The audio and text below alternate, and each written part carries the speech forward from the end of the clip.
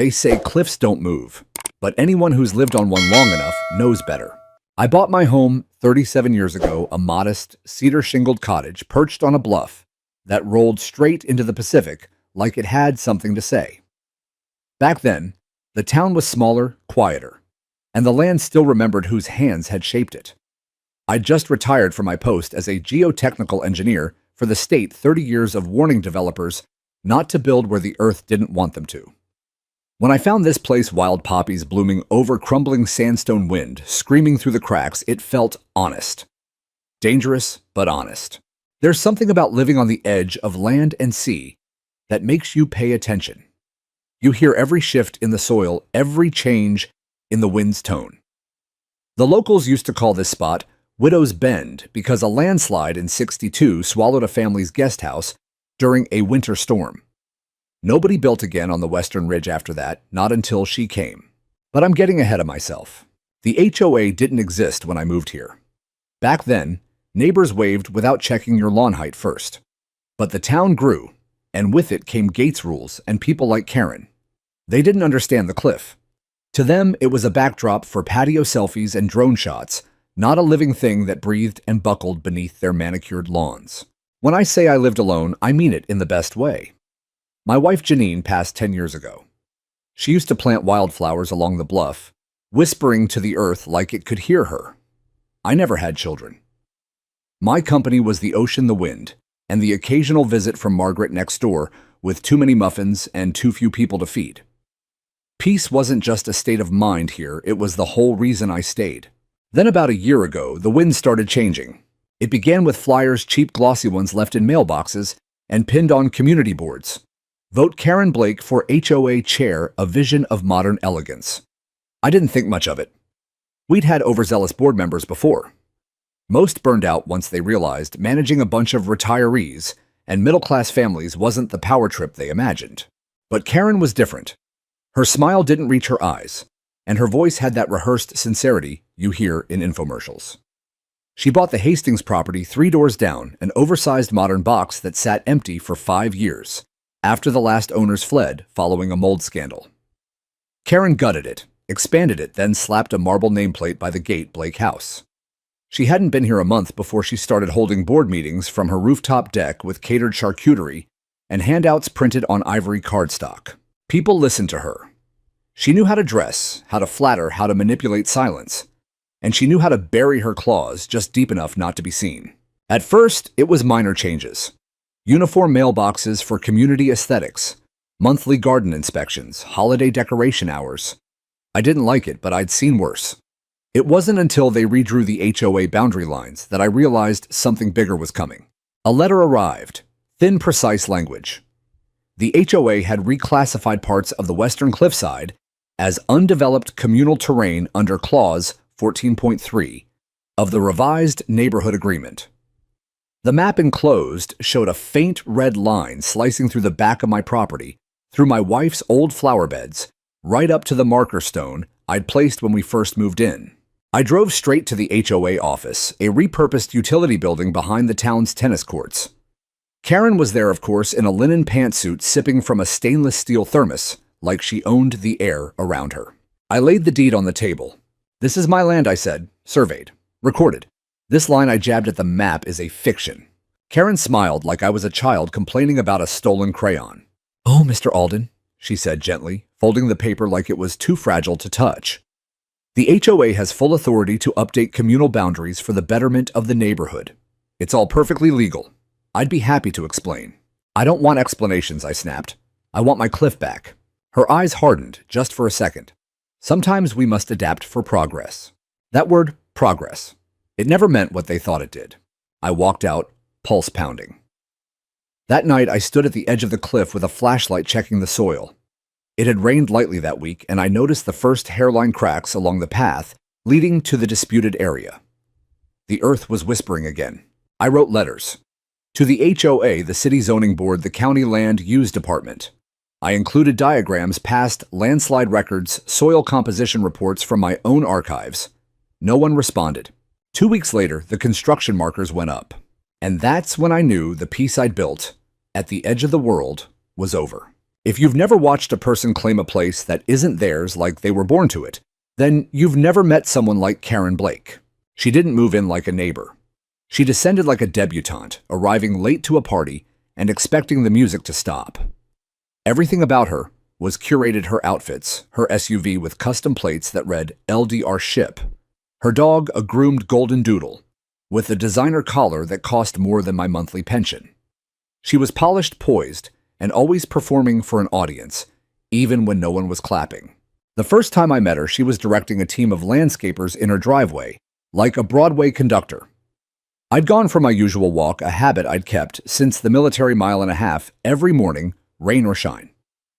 As I passed, she turned and gave me that wide, practiced smile. Not friendly. Strategic. "You must be Mr. Alden," she said, as if she'd been briefed before meeting me. I nodded. "You must be the new neighbor." "Karen Blake," she said, offering a hand that didn't feel like it was meant to be shaken. "Newly elected HOA chair. We'll be working closely, I imagine." I frowned. "I'm not under the HOA." Her laugh was soft and dismissive. "Not yet." That should have been a warning, but I let it pass.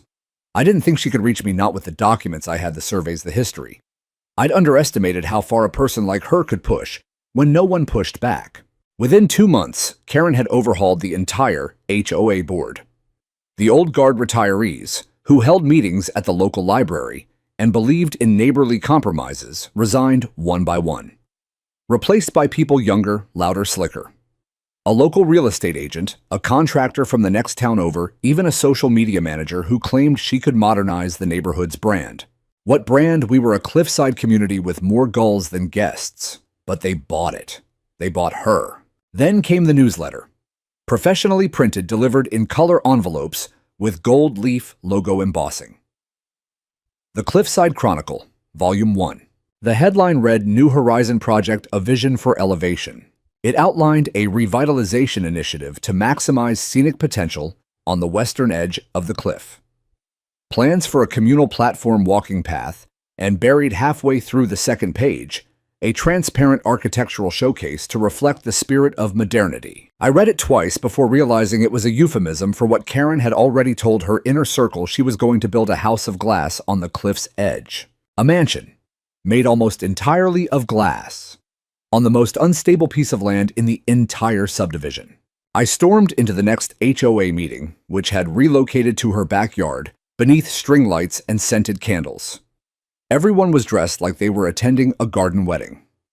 I wore my old windbreaker and boots, still dusty from the path behind my house. Karen saw me immediately. She greeted me with a tone like I'd just barged into a private dinner party. "Mr. Alden, how good of you to join us." I didn't sit. I held up a copy of the newsletter. "This project, this house, is on my land." Karen blinked, tilted her head like I'd said something quaint. "The land in question was deemed community-facing by last month's vote."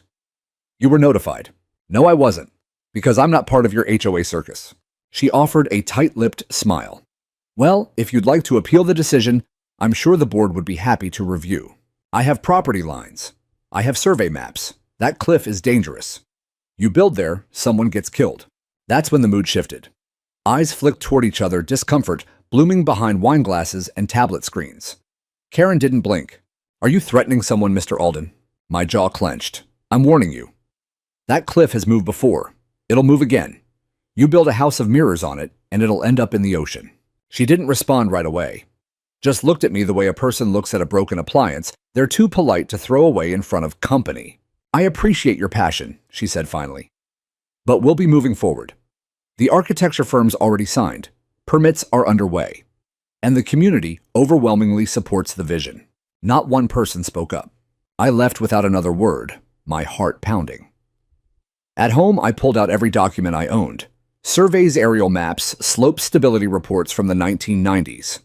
I highlighted fault lines, added photos of the minor slippage I'd tracked last spring after the April rains. I printed duplicates, bound them, and mailed copies to the county engineer, the zoning commission, even the mayor's office. 2 weeks passed, nothing. Then the equipment arrived. It started with a truck, then another. Yellow flags marked soil test spots. A fence went up right through the wild poppy line Janine used to tend. I stood behind it, fingers wrapped around the chain link, watching a backhoe tear up the cliff's edge like it was any other patch of ground. Karen was there, of course, in heels on gravel, arms crossed as she watched the earth give way under her ambition. When she turned to look at me, she didn't smile. She didn't have to. The cliff never lied to me, but people always did. I'd lived long enough to recognize when a line on a map became a weapon. When I bought my property, the deed was crystal clear. The parcel extended 50 feet west from the house all the way to the rocky drop-off. I'd measured it myself with a surveyor back in 1987, flagged the boundaries, and even had an old oak stake hammered in near the edge wrapped with blue ribbon. It was where Janine had once scattered the last of her mother's ashes, saying, "If we're going to live on the edge, might as well take the family with us." Now that ribbon was gone. The stake, too. In its place stood a thin white pole with the HOA logo on it, a leaf in a circle, the kind of symbol that tried to look peaceful while stripping you of rights. I'd seen their revised maps. It wasn't an error. It was a rewrite. A full redrawing of the community's boundary lines that conveniently shaved off the most valuable part of my land with a view no money could buy, and labeled it Cliffside Common Space Zone B. I didn't sign anything. Didn't attend any vote. But the maps were already being used to justify permits. And Karen, of course, had her contractors lined up like chess pieces. The first structure to go up was a foundation platform rebar skeleton jutting out of the earth like bones too proud to stay buried. Trucks rumbled up and down the slope, crushing wild brush, dragging sediment onto the trail I'd once cleared myself. That trail had led to the cliff's edge for years, used by local birdwatchers and high school kids sneaking kisses behind boulders. Now it was gated off, guarded by a hired security guard who looked like he belonged outside a nightclub, not a construction site. I tried to speak with him once, told him the land he stood on was mine. He didn't respond, just touched his earpiece and turned away. That night, I filed a formal complaint with the county land office. I attached every document I had: property title, dated survey records, photos with timestamps. I even included aerial drone footage I'd taken the year before showing the exact slope line and the tree I'd planted right at the boundary. I uploaded everything. It took hours. 3 days later, I got an automated reply: "Your inquiry has been received. Response times may be delayed due to staffing shortages." I called instead, got transferred 5 times, and finally landed on a voicemail that cut me off after 30 seconds. Meanwhile, Karen's palace began to grow. She called it the Horizon Glass Project.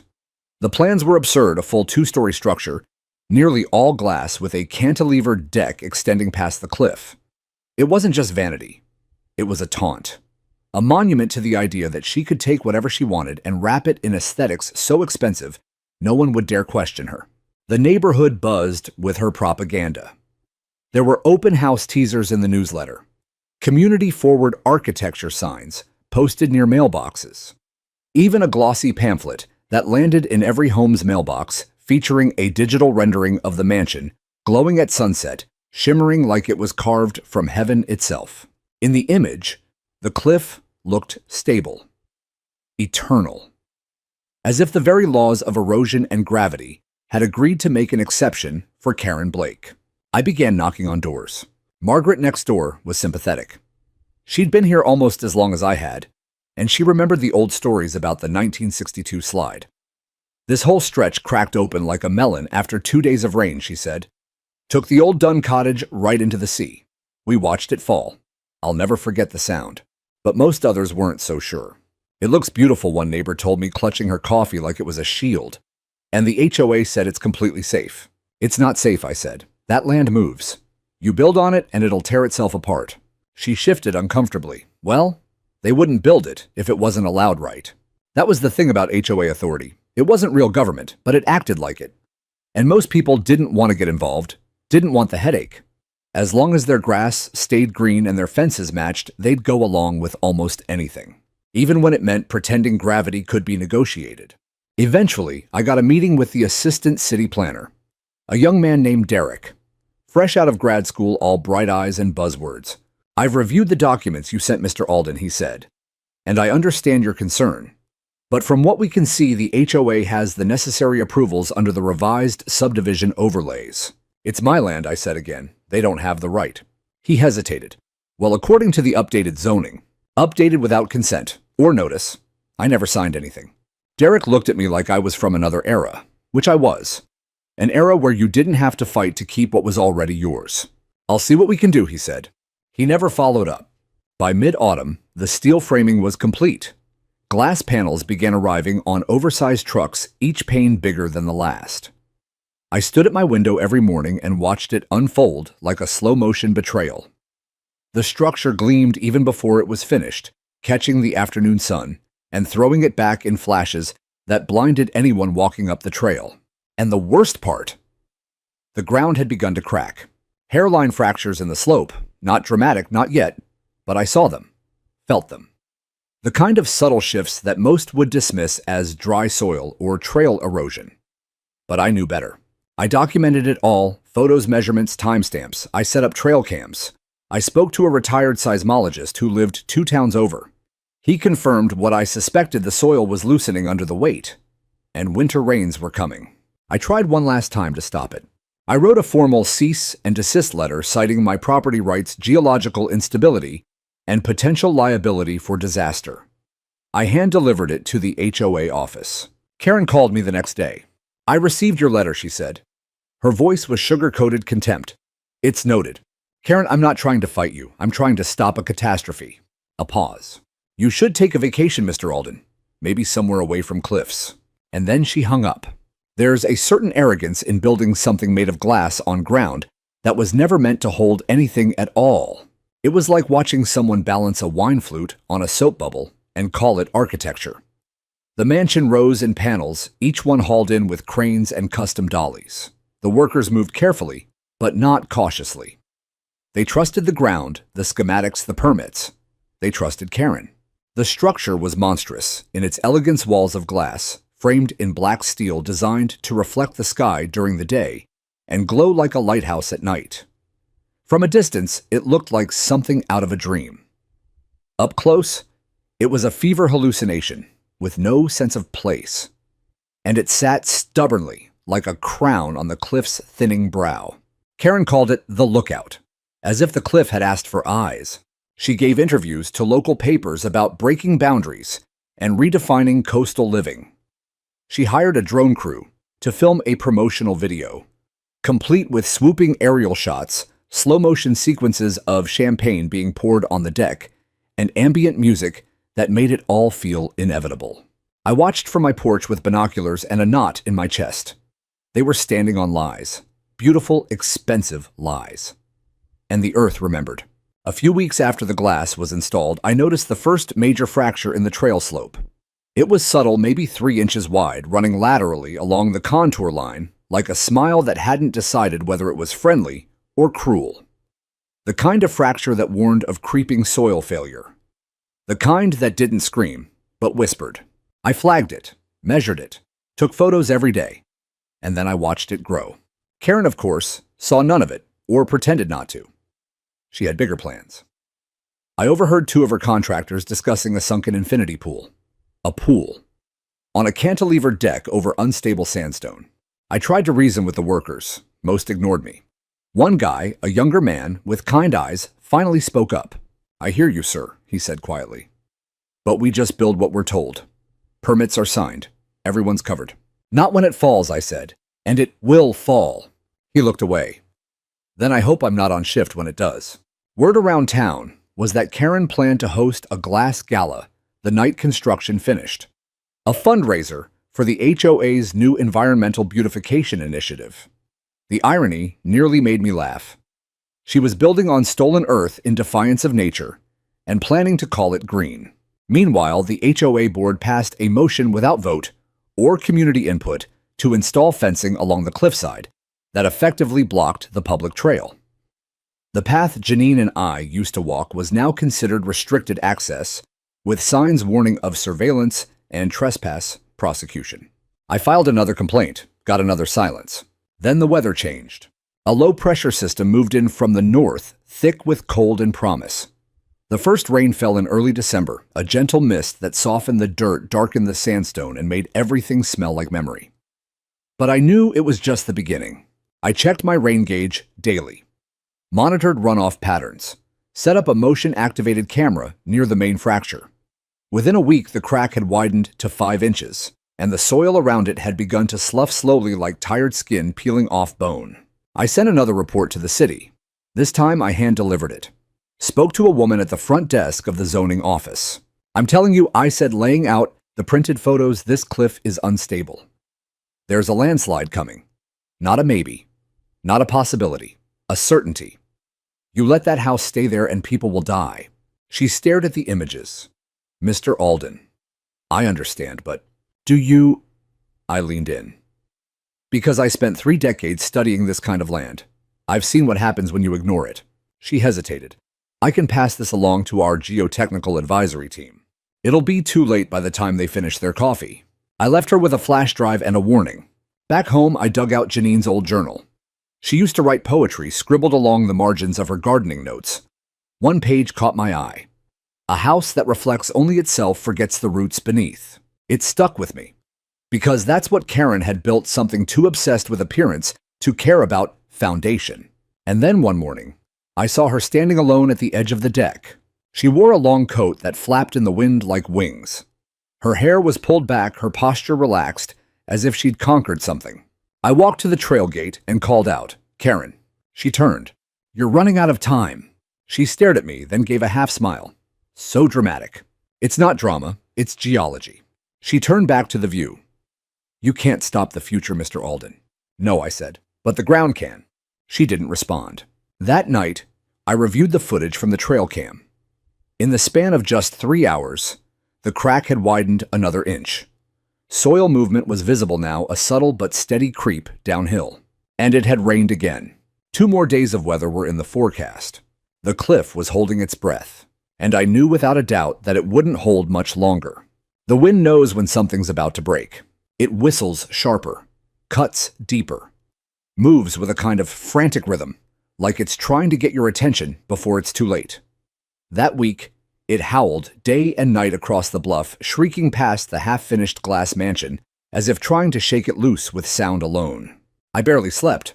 Every gust rattled my windows. Every creak of my floorboards made me imagine the earth splitting open beneath me. I'd lived through earthquakes, mudslides, and 3 decades of bureaucratic nonsense, but nothing quite matched the dread of knowing what's coming and still being ignored. I stood on my back deck with a thermos of black coffee, watching the cliff every morning. And each time it seemed just a little lower. The slope near Karen's foundation had begun slumping visibly, pulling the trail fence out of alignment and warping the base of the temporary scaffolding. Still, her crew kept working, like they didn't see it. Or worse, like they refused to. I sent a final packet to the county geotech division, this time marked urgent in red marker. I enclosed a full slideshow of comparison shots, angle by angle, timestamp by timestamp. In the notes I wrote, "While failure is imminent, act now or face liability for preventable disaster." I delivered it in person, left it on the desk of a woman who barely looked up when I walked in. Her name tag said intern. 2 days passed. Nothing. Then came the knock at my door. It was Margaret, my next-door neighbor, the only one who still talked to me without flinching. She wore a raincoat and held a folded newsletter in her hand. Her brow was furrowed. "They're planning the grand opening," she said without greeting. I blinked. "What?" "The house. Karen's throwing a party next week. Glass gala.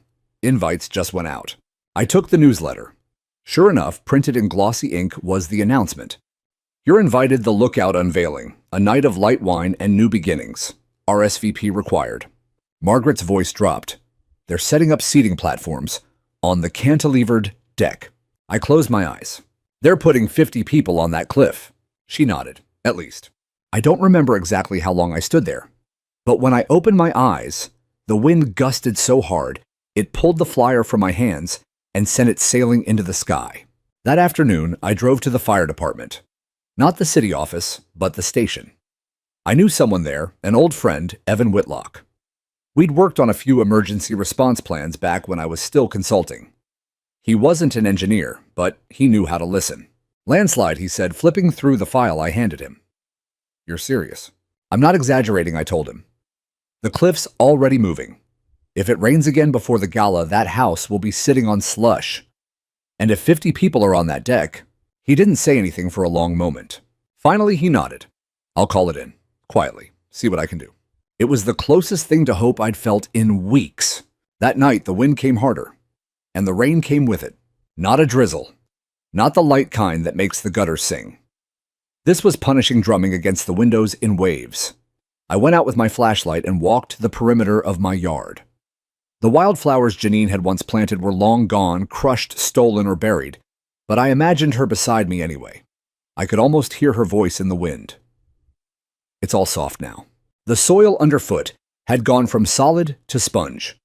The gravel trail squished with every step. When I reached the main fracture line just beyond the edge of the deck, it had grown to nearly 10 inches wide. The ground on the downslope side was slanted downward, visibly shifted. The cliff wasn't holding its breath anymore. It was exhaling.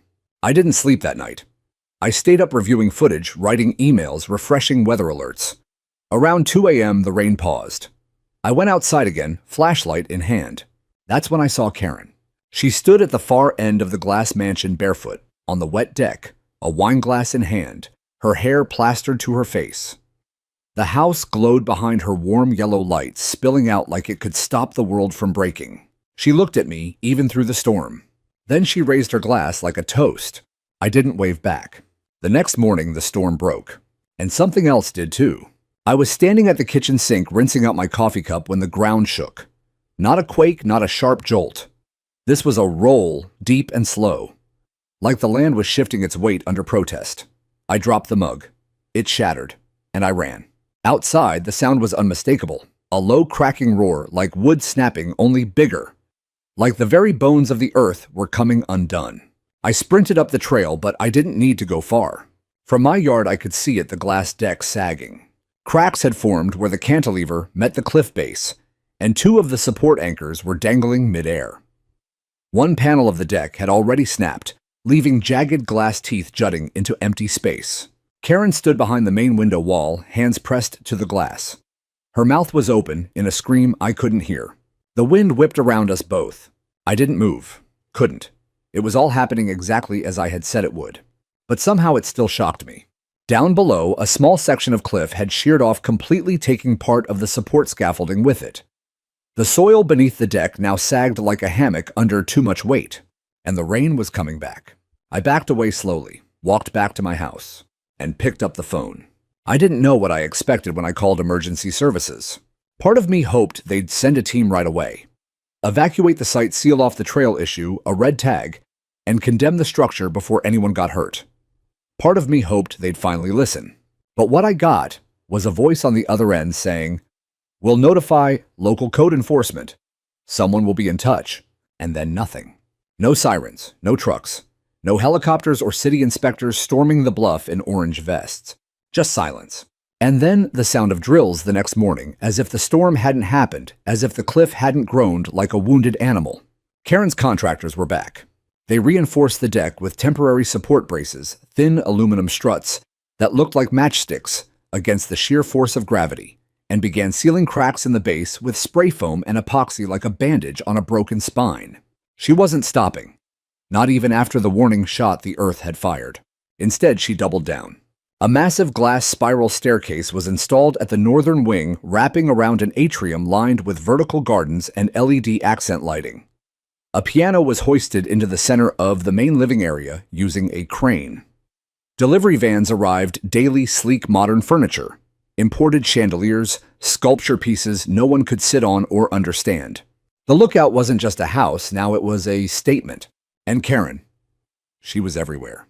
News clips, social media reels, a feature in California Home and Design, titled Blake on the Edge, where she gushed about the harmony between nature and architecture while standing barefoot on a deck I knew wouldn't survive another week of rain. She was myth-making in real time, and the myth was swallowing my land. I tried again. I wrote a personal letter.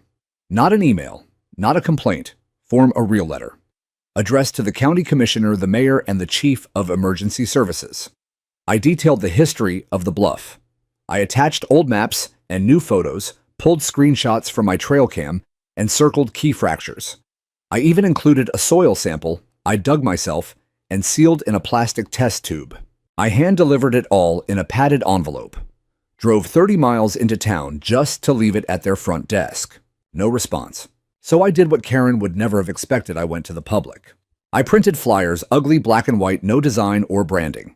Just bold text that read, "Danger on the bluff. The lookout is a landslide waiting to happen.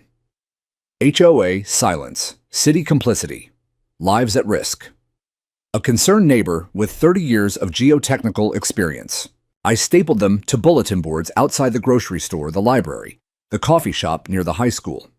I slipped them under windshield wipers and taped them to community mailboxes. I put my phone number at the bottom. People did start calling. Some were angry. "Why are you trying to ruin her house?" one woman hissed. Another said, "You're just jealous." But others thanked me. Quietly. Hesitantly. Like they were afraid. A young couple told me they'd pulled out of an HOA-approved plan to build a viewing deck on their back slope after reading the flyer. An older man called just to say he remembered the '62 landslide. Thought I was the only one still alive. Who did, he said. It took 3 years before that bluff stopped bleeding. Still, Karen pressed forward. I heard from Margaret that she'd hired a private security firm to patrol the site during final stage installations.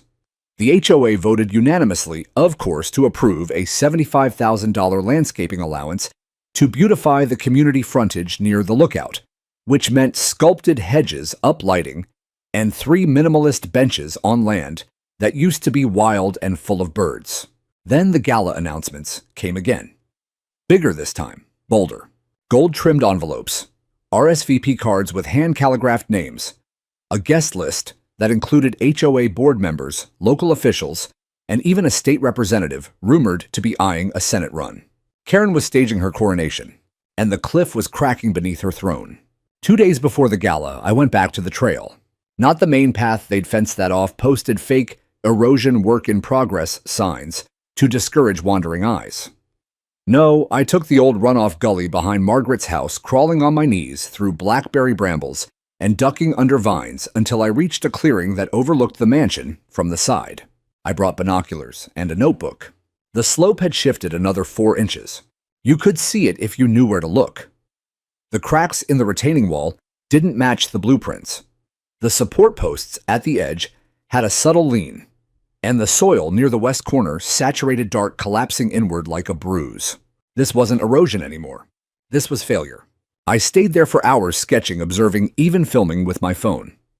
I planned to go home, compile the footage, send one last warning to the press, any press, even the local high school newspaper. But before I left, I saw Karen again. She stood on the deck holding a glass of champagne in one hand and a clipboard in the other. She was laughing, surrounded by people, pointing out the sunset as if she owned it. She wasn't building a home. She was building a stage. And she had no idea it was rigged to collapse. You would think that shouting danger from the rooftops would cause anyone to stop and listen. But when the people in charge are too busy sipping champagne on those rooftops, all you become is noise. And the HOA knew how to silence noise. 2 days before the gala, I received a formal letter from the board, delivered by hand. A young man in a black jacket knocked on my door, refused to meet my eyes, and left the envelope on my porch like it was a summons from a higher power. It read, "Notice of violation. Mr. Richard Alden, you are hereby cited for the following infractions: disruption of authorized HOA construction activity, unauthorized surveillance of HOA board member property, distribution of false and inflammatory materials within community bounds.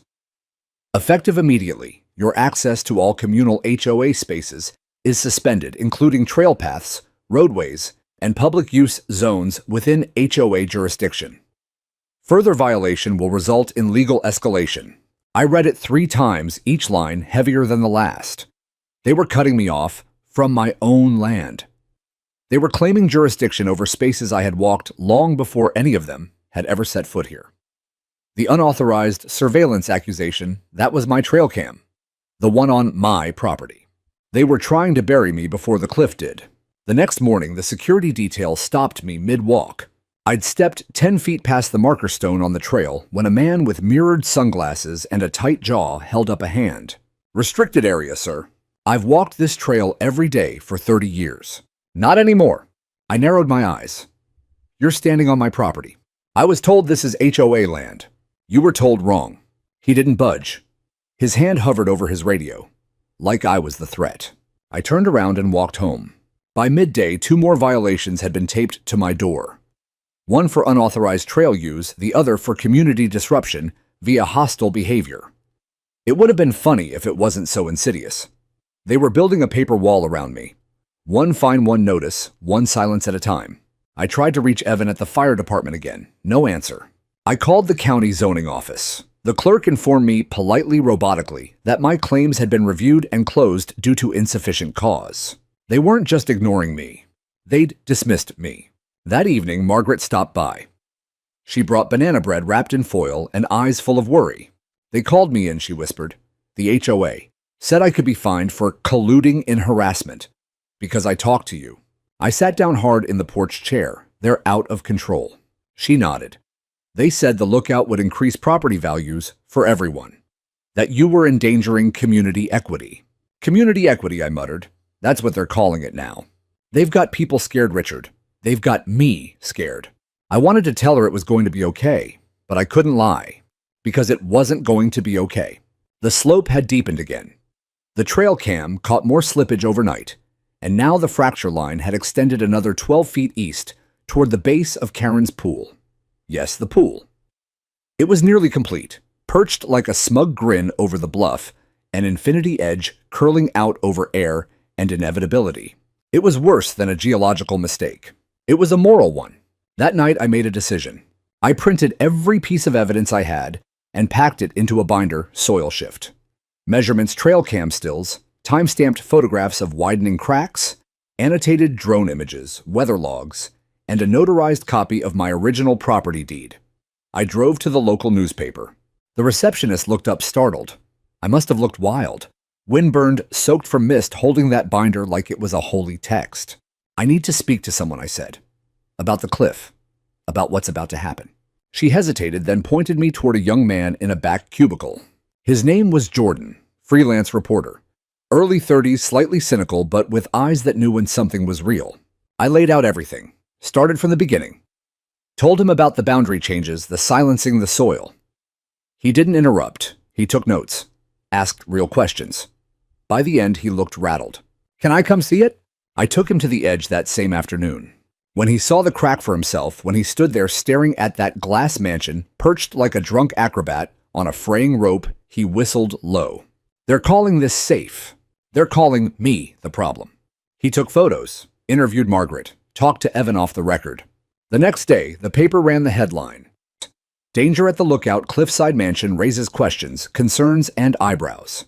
By Jordan Kim, freelance contributor. The article didn't accuse. It didn't have to. It asked the right questions, showed the right cracks. It did what I couldn't do alone. It pierced the silence. Karen called it a malicious smear campaign.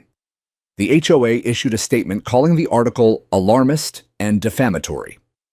But the damage was done. People started talking again. Some quietly pulled out of attending the gala. Others began murmuring about delays and permits and insurance. But Karen marched forward. The day before the gala, she posted a video on social media. Drone footage of the lookout glittering in the afternoon sun. Her voice played over it smooth and confident. Some people fear change, but vision doesn't wait for permission. Tomorrow we rise. And in the background of that shot, if you knew where to look, you could see the shadow of the fracture line slicing across the earth. Quiet, patient, waiting. The morning of the gala arrived with a sky too quiet to trust. Clouds hung low and gray, like they were thinking. The kind of sky that holds its breath before it decides whether to weep or roar. I stood on my porch, thermos in hand, eyes on the horizon, and felt the air press against my skin in that thick, swollen way that only comes before a storm. Not a maybe storm, a definite one. At 10 a.m., the caterers arrived at the lookout. By noon, valet attendants stood near the gated entrance in black suits, umbrellas clipped to their belts. A red carpet was being unrolled across the temporary boardwalk leading from the main drive to the glass deck. And high above it all, Karen appeared in a silk cape the color of bone, surrounded by photographers and board members who clapped every time she gestured toward the sea. I watched from the bluff trail behind the scrub oak where the HOA's fencing didn't quite reach. My binoculars fogged with breath as I scanned the glass monstrosity perched over the cliff, its angles catching what little light the sky offered. The deck was already crowded. Waiters passed champagne. A string quartet tuned up inside. Even the infinity pool, yes, the damn pool shimmered with freshly filtered water despite the sagging slope beneath it. The whole thing looked like a mirage suspended above destruction. I pulled out my notebook. Rain expected within the hour. Crack widened another inch overnight. Soil visibly slumped near west support. 30 to 40 guests now on deck. I texted Jordan. They're all here, storm is close. He replied a minute later, watching from above. Drone in the air, recording everything. Thank God for Jordan. At 2:17 p.m., the wind shifted. I felt it in my teeth. It came from the east, sharp and erratic. The kind of wind that's dragged behind something heavier. I looked up and saw the line of the storm cresting over the hills like a dark tidal wave. Lightning flickered in its belly. Karen stood at the center of the deck, arms raised, smiling like royalty. A man in a blue suit handed her a mic. She tapped it once. Feedback screeched. The crowd hushed. Neighbors, friends, visionaries, she began. Her voice echoed through portable speakers. Welcome to a new era of cliffside living. Welcome to The Lookout. Applause. Glasses clinking, a few cheers, and then thunder. The first raindrop landed on my forehead like a warning shot. The second rolled down my cheek and into my collar. Within 30 seconds, the sky opened. Not a drizzle, a wall. People scattered. A woman slipped on the glass. Waiters scrambled to cover trays of hors d'oeuvres. The quartet stopped mid-note and fled inside. Karen, to her credit, or her ego, didn't move. She stood there, hair now soaked, still smiling as though the storm was part of the spectacle. Then came the sound. A low, wet groan from beneath the cliff. Not thunder. Not wind. Earth. The kind of sound that doesn't echo, it reverberates. Like a beast waking up after being ignored too long. I dropped my thermos and ran. Not toward the mansion, toward the ridge. I needed a clear line of sight. Through the rain, through the blur of panic and splashing footsteps, I saw it happen. The western edge of the bluff right beneath the pool gave way. There was no explosion, no cinematic collapse. Just a slow, deliberate peeling. Like skin coming off a wound. The entire segment of cliff began to slump forward, dragging the outer supports of the cantilever with it. The pool tilted first, then cracked, then poured out its contents in a silver arc that vanished into the sea below. Screams erupted. People rushed off the deck, pushing, shouting, slipping. Chairs tumbled. One of the deck's support beams snapped with a sharp metallic pang that cut through the wind like a scream. Glass shattered. The northwest corner of the mansion dropped 6 feet in an instant, lurching at an angle as the entire western half of the bluff crumbled underneath it. Karen stood frozen at the center of the chaos-soaked mascara bleeding down her face. Her arms were still raised, but now like someone begging the sky to stop. It didn't. The earth kept moving. One more snap. A beam twisted. Part of the railing tore away, pulling down with it a section of floor. And then quiet. The kind of quiet that hurts. The storm still raged, but for a second everything else went still. Karen collapsed to her knees. I watched from the ridge, heart pounding, soaked to the bone, and not blinking. Not even once. The emergency siren started 3 minutes later. Fire trucks, paramedics, search and rescue. They weren't coming for bodies, thank God no one had died, but the injuries were real. 2 people had broken limbs in the chaos. A woman had been cut across the face by falling glass. And Karen had to be sedated. The mansion didn't fall completely. Half of it remained clinging to what was left of the bluff, like a broken tooth refusing to let go. But the pool was gone. The deck was gone. And the rest was red-tagged before the sun even set. The rain stopped at dusk. And as they roped off the site, I stood at the edge of my trail and finally let myself breathe. The land had spoken. And this time, it hadn't whispered. The next morning, the wreckage glinted under a pale, reluctant sun. Half of the lookout still stood tilted, wounded, and draped in yellow caution tape, like a ghost wrapped in crime scene ribbon.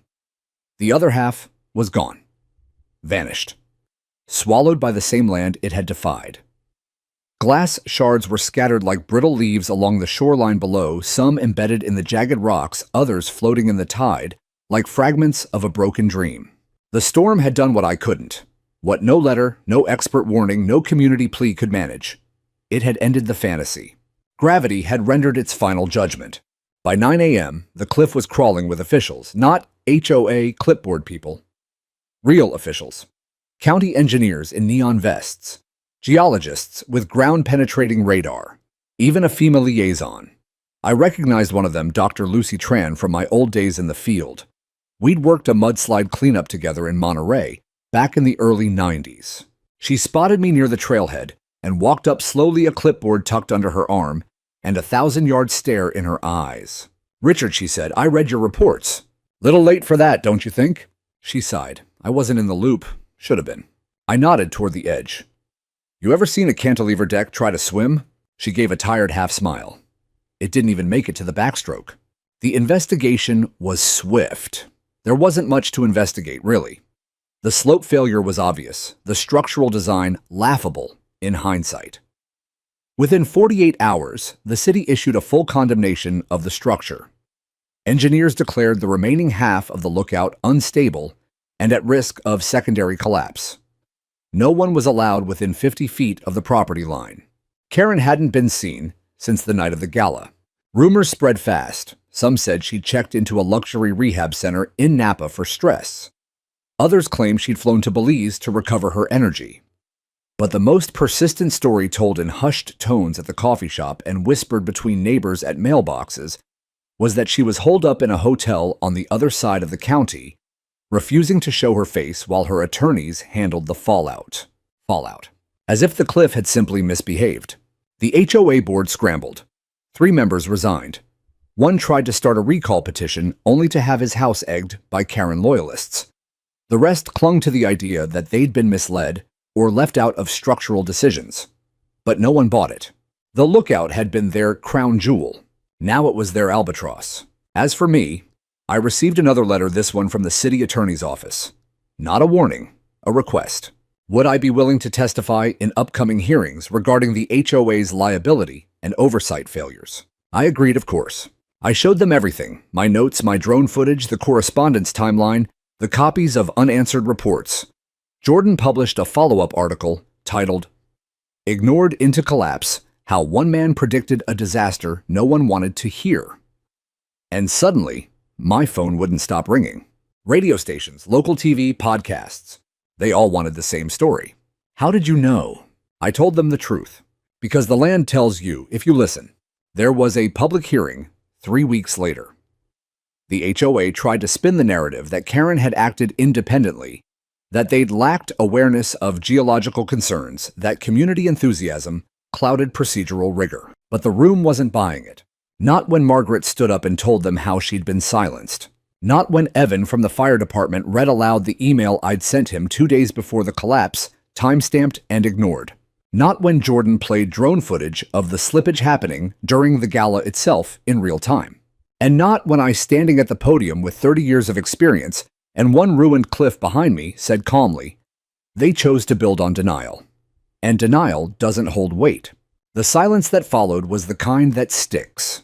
The kind you don't forget. After the hearing, I walked the trail for the first time in weeks. Alone. No security guards, no fences. The signs had been taken down. The wildflowers were starting to poke through again, stubborn as ever. Near the old fracture line, someone had left a single white lily. It was stuck in the soil upright as if planted on purpose. I stood there for a long time. Let the wind pass through me. Let the grief settle, not just for what had happened, but for what had been lost long before the storm. The community I once loved. The neighborliness that had rotted under rules and power plays. The soil that used to be enough on its own without someone trying to own the view above it. A week later, demolition crews began dismantling what was left of the lookout. They worked carefully, afraid of triggering another slide. Piece by piece, the mansion came down. The steel beams groaned in protest. The glass was shattered already. All they had to do was sweep. Karen never returned. She sold the property in silence, at a massive loss to the city itself, which promised to turn it into a protected geological zone. They posted a new sign at the edge of the trail. Cliffside Reserve, Protected Landslide Risk Zone. Entry at your own risk. Listen to the land. I never thought I'd live long enough to see someone finally say that in writing. The HOA elections that spring saw a 90% turnout rate, the highest in the subdivision's history. Margaret was elected chair. At the first meeting she hosted, she looked at me from across the room and said, "Would you be willing to join the advisory board?" I smiled. I think I've said enough. But I attended the meetings anyway, quietly, in the back, just to make sure no one forgot what the bluff had said. Because the land remembers. And now so did they. Spring came like an apology. The rains receded. The clouds grew thin and shy again. And on the bluff where the lookout had once stood, wild grasses began creeping through the raw, wounded soil. It didn't happen all at once. Nature never hurries, but I saw the change. The land was healing. So was I. It had been months since the collapse, and yet I still found myself waking before sunrise, stepping out onto my porch with my old thermos listening. Not just to the gulls or the breeze, or the distant crash of surf, but to the silence. The kind that comes after chaos. The kind that matters. No trucks, no drills, no HOA staff blocking trails. Just wind and memory. And yet it wasn't peace I felt. It was vindication. I hadn't planned on becoming the face of the fight. I'd never liked attention, never cared for microphones or headlines. But something shifted after the gala, after the collapse. People stopped crossing the street to avoid me. Neighbors waved again. Some even walked up and shook my hand. "You were right," they said. But being right hadn't been the goal. Being heard had. There was one morning in particular, early April I think, when everything seemed to come full circle. The sun had just crested the horizon, turning the ocean into molten silver. I walked the trail alone, the earth still damp from dew, but firm beneath my boots. The new reserve sign stood clean and bold at the entrance. As I reached the edge where Karen's infinity pool once defied logic, I paused. The overlook was different now. Flattened, empty, but not bare. Someone had installed a bench. Just one. Simple, wooden, no plaque, no spotlight. Facing the sea like it had always belonged there. I sat, closed my eyes, breathed. And that's when I heard footsteps behind me. I turned half expecting a hiker or a jogger. But it was Karen, or rather a version of her I barely recognized. No heels, no silk. Just jeans, a windbreaker, and hair pulled into a loose braid. Her face was pale older, somehow, but not weak. She didn't say anything at first. Just stood there. I stood too. "I didn't think I'd ever see you here again," I said quietly. She looked out toward the sea. Her voice when it came was small. "I thought I could build something that would outshine everything." She paused. "I didn't think the earth would notice." I studied her. "The earth always notices." She nodded. "I read your reports, after, all of them, every one." I didn't know what to say. She looked at me, then eyes no longer sharp, but searching. I was wrong. The words hung there. No wind, no movement, just gravity. I lost everything, she added. "Not everything," I said. "You're still here." She laughed once, bitter and soft. Not sure if that's a gift or a sentence. We stood in silence again. Then she asked, "Do you think it hated me, the land?" I shook my head. "No, I think it warned you, again and again." "But you didn't listen." She nodded, biting her lip. And then unexpectedly, she sat on the bench. She didn't cry. She didn't apologize again. She just sat. And for the first time since I'd met her, Karen Blake didn't look like someone trying to be anything. She just looked real. I sat down beside her, not close, but near enough. We stayed there until the sun climbed high enough to warm the bench beneath us. When she left, she didn't say goodbye. She just nodded and walked the trail back alone. I didn't see her again after that. Word was she moved out of state, sold the remainder of the Hastings lot to a local conservation group. No lawsuits were filed, no further damage claimed, just a quiet retreat. The HOA under Margaret changed direction. Less rules, more dialogue. They removed 3 outdated policies and created a new clause that allowed property owners to appeal HOA zoning decisions with third-party mediation. A small thing, but big enough. Jordan wrote one final article this time in a national publication. The cliff that spoke what happens when a neighborhood stops listening and one man refuses to. I kept a copy folded in my desk drawer, not because I liked seeing my name in print, but because it reminded me that some fights are worth it, even when you lose sleep, get fined, and feel like you're shouting into the wind, even when it seems like gravity's against you. A few weeks later, on the anniversary of Janine's passing, I planted new wildflowers at the base of the trail. Poppies, just like she used to. I marked the edge with a new ribbon. Blue, not to claim the land, but to honor it. To remember that cliffs don't forget. They wait. They watch. And if you're lucky, they forgive.